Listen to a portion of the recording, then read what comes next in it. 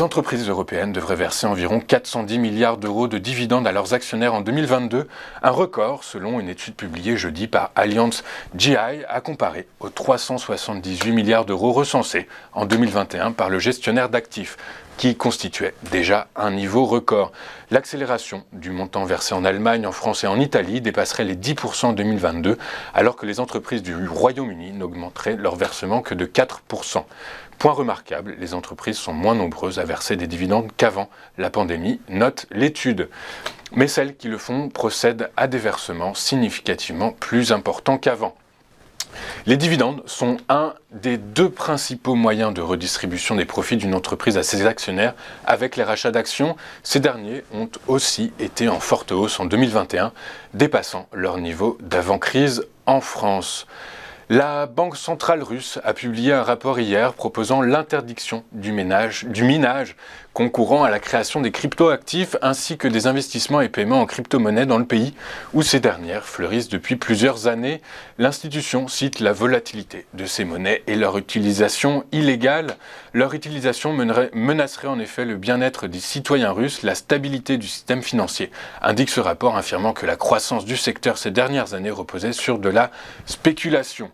La Banque centrale cite une étude de septembre 2020 selon laquelle la Russie occupe la seconde place sur 154 pays en matière d'utilisation des crypto-monnaies, juste après l'Ukraine et avant le Venezuela. Le volume de transactions en crypto-monnaie en Russie en 2019 et 2020 par rapport à la population et à la taille de l'économie était très élevé, constate la Banque centrale à 5 milliards de dollars. La Banque centrale parle depuis longtemps en termes négatifs des crypto-monnaies, mettant en avant leur possible utilisation pour des fraudes ou pour financer des activités terroristes.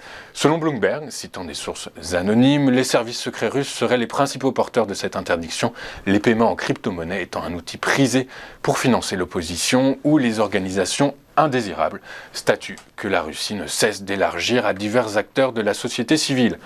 D'ici le 1er mars, la Banque centrale a promis de donner des détails supplémentaires en vue d'éventuelles nouvelles lois. En France, ce jeudi, l'INSEE a dévoilé la première étude montrant vraiment les effets d'Omicron sur le moral des chefs d'entreprise français. Et en janvier, ils sont un peu moins confiants qu'en décembre, puisque le climat des affaires, calculé par l'Institut à partir de leur réponse, se replie de 2 points à 107. Il reste cependant supérieur à son niveau d'avant-crise sanitaire, puisqu'il était de 106, et à sa moyenne de long terme, qui est de 100. C'est de nouveau dans le secteur de l'hébergement-restauration, très exposé aux restrictions, que l'humeur s'assombrit le plus avec un indicateur à 89, soit 10 points de moins qu'en décembre 2021. Dans l'industrie, les chefs d'entreprise continuent, eux, d'être de plus en plus optimistes, alors qu'en tout début d'année, certains redoutaient de grandes perturbations liées à l'absentéisme engendré par Omicron. L'indicateur de confiance gagne à nouveau 2 points. Avant de poursuivre notre émission, je vous propose un rapide coup d'œil sur la séance d'hier à Paris. Une séance en hausse puisque l'indice parisien a pris 0,30% à 7194 points.